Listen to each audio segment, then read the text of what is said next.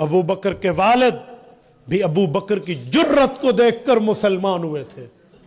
جب ابو بکر صدیق نے دیکھا حضور پاک پر ایمان لانے والی نہدیہ غریب عورت، زنیرہ غریب، بلال غریب، حارث غریب، حضور پاک پر ایمان لانے والے ان غرباء کو ان کے آقاؤں نے غلام بنا کر ظلم اس لیے کیا، مارا اس لیے، تشدد کی بھٹی میں اس لیے ڈالا کہ یہ حضور کے وفادار۔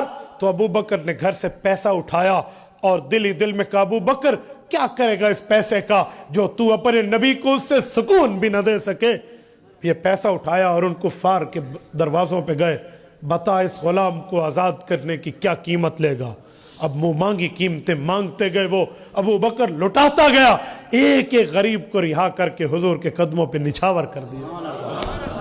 جب باپ کو پتہ چلا کہ اس نے غلام خرید کے آزاد کیے تو باپ نے پوچھا وہ کون ہے؟ کہا فلاں فلاں، نادیہ ہے، بلال ہے، زنیرہ، غریب لوگوں کی بات۔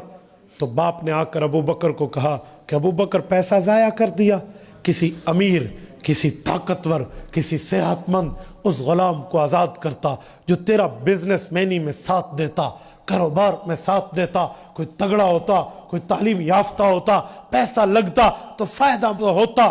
باپ کی نظر تو دنیا کے فائدے پر تھی، ابو بکر کی نظر تو آج آخرت کی بات کر رہی تھی۔ تو جب باپ نے دو چار جملے اسلام پر کہی، اللہ کے بندوں، ملتان کے دوستو، ابو بکر جیسا نرم اس دھرتی پر کوئی ہو، لیکن ابو بکر اس موقع پر جلالی طبیعت رکھی اور ابو بکر صدیق نے اسلام کے خلاف بات کرنے پر، حضور کے خلاف بات کرنے پر تھپڑ باپ کے چہرے پر دے مارا۔ باپ خاموش، ہکا بکا اٹھ کے چلا گیا۔ شکایت ابو بکر کے دوستوں کے ذریعے حضور تک بھجوائی کہ آپ کا یہ ساتھی ہے جو باپ پر ہاتھ اٹھاتا ہے، یہ اس کی معاملات ہے۔ حضور پاک تک جب یہ بات آئی، ابو بکر بھی آئے، حضور نے پوچھا ابو بکر کیا کیا، یہ کیا معاملہ؟ شکایتیں مجھ تک آئی، ابو بکر نے صفائی نہیں دی، معذرتانہ لہجہ اس موقع پہ اپنے کام پہ اختیار نہیں کیا کہ یا رسول اللہ لو کان السیف منی قریبا لضربت عنقہ۔ اس نے آپ کے خلاف بولا، اللہ کے خلاف بولا، مذہب کے خلاف بولا، یہ شکر کرے، یہ سب شکر بجا لائے کہ اس کے بیٹے کے ہاتھ نہتے تھے، میں نے تھپڑ مارا۔ ہاں ہاں، میرے پاس تلوار ہوتی تو آج دھڑ جدا ہوتا، سر جدا ہوتا۔ جزاک اللہ، جزاک اللہ، نعرہ نعرہ جزاک اللہ، نعرہ کا میں قائل ہوں لیکن آپ بات سنیے۔ ابو بکر صدیق نے منع اس موقع پر جب یوں کیا تو صحابہ سمجھے کہ واقعی ذاتیات کی مسئلہ نہیں تھا، ذاتیات کی بات نہیں تھی، بات کیا اسلام کی تھی۔